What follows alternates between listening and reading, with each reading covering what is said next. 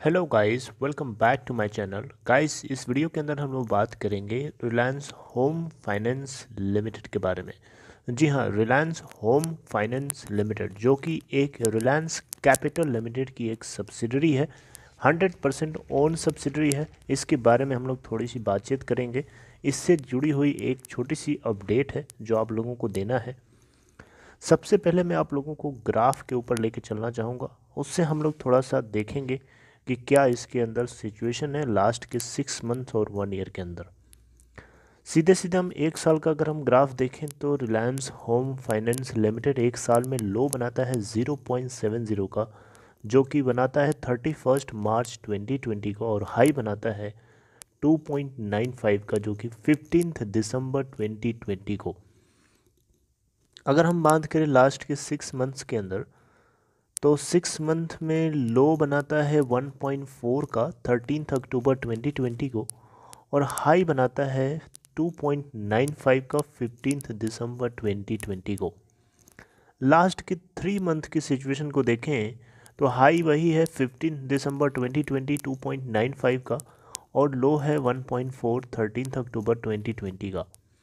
Last के 1 month की situation को अगर ऑब्जर्व करेंगे तो हाई है 2.95 15 दिसंबर 2020 का, और लो है 2.05 14 दिसंबर 2020 का।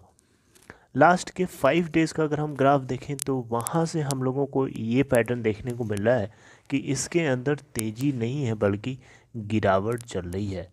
ओके। अच्छा, लास्ट के मैं आपको दिखाना चाहूँगा 2 साल का ग्राफ।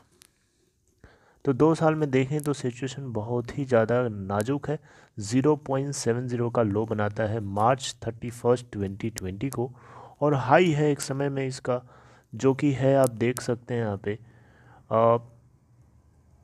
हाई है 441.05 का, जो कि 7 जनवरी 2019 को बनाया था। सोचिए जिन लोगों ने इतनी रेंज में बाई कर रखा होगा उनकी क्या गुजर रही होगी आज की डेट में। Situation is very bad. तो यहाँ पे बेसिकली अपडेट क्या है? अपडेट इसी कंपनी से जुड़ी हुई है। अपडेट ये है कि रिलायंस होम फाइनेंस लिमिटेड, जो कि रिलायंस कैपिटल लिमिटेड की एक सब्सिडरी है, 100% ओन सब्सिडरी है, उसके जो लेंडर्स हैं, बेसिकली लेंडर्स मतलब जो जिन लोगों ने उधार दे रखे हैं, जो बैंक्स होते हैं बेसिकली, उन लोगों ने इंटर क्रेडिटर एग्रीमेंट यानी ICA, ठीक है, इसको इन्होंने एक्सटेंड कर दिया है नेक्स्ट 3 मंथ्स के लिए। ठीक है। रिलायंस होम फाइनेंस 100% सब्सिडरी है आर कैपिटल को लिमिटेड के लिए। अब आपको पता है आर कैपिटल लिमिटेड के अंदर उसके सब्सिडरीज को लेकर के बिडिंग चल रही है, क्योंकि उसका मेन मोटो है कि उसके जो डेट है उसको रिड्यूस किया जाए। डेट को रिजॉल्व करने के लिए, या यूँ कहिए कि उससे जुड़ी हुई जो स्ट्रेस्ड एसेट्स हैं बेसिकली बैंक्स की, उसको रिजॉल्व करने का एक तरीका है जिसको लेकर के बिडिंग अभी भी चल रही है। तो यहाँ particularly Reliance home finance limited की मैं बात कर रहा हूँ। तो इसको अभी आपको पता है कि 6 शूटर्स के थ्रू इनको एक बिड रिसीव हुई थी। 6 शूटर्स यानी 6 अलग अलग 6 शूटर्स थे बेसिकली, और रिसेंटली इनको बिडिंग मिली थी इन 6 शूटर से, ताकि इनके डेट को रिजॉल्व किया जा सके। आपको बताना चाहूँगा एक चीज़, यहाँ पे RBI reserve bank of India की तरफ से एक प्रूडेंशियल फ्रेमवर्क जारी किया गया था, सर्कुलर जारी किया गया था 7 जून 2019 को। जी हाँ, 7 जून 2019 को। ठीक है, ये एक प्रूडेंशियल फ्रेमवर्क है, RBI की तरफ से जारी किया गया ताकि स्ट्रेस्ड एसेट्स को रिजॉल्व किया जा सके। और ICA बेसिकली क्या होता है? एक इंटर क्रेडिटर एग्रीमेंट होता है।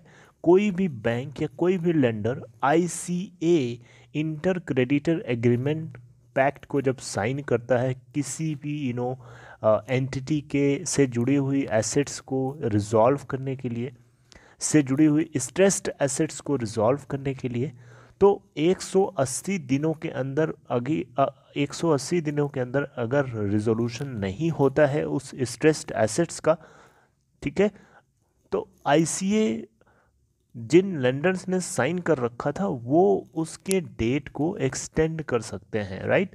तो इस सर्कुलर को फॉलो करते हुए लेंडर्स ने यहाँ पे एक्सटेंड कर रखा है, एक्सटेंड कर दिया है 3 महीने की और टाइम पीरियड के लिए, यानी 31 March 2021 is the last date of ICS pact, यानी इंटर क्रेडिटर एग्रीमेंट। ठीक है, आप मेरी बात समझ पा रहे होंगे होपफुली। तो यहाँ पे आपको बताना चाहूँगा ये लेंडर्स जो हैं आरबीआई के इस प्रूडेंशियल फ्रेमवर्क सर्कुलर को सेटिस्फाई करते हुए इन लोगों ने ये स्टेप लिया है, ऐसा नहीं है कि इसको वायलेट करता है ये।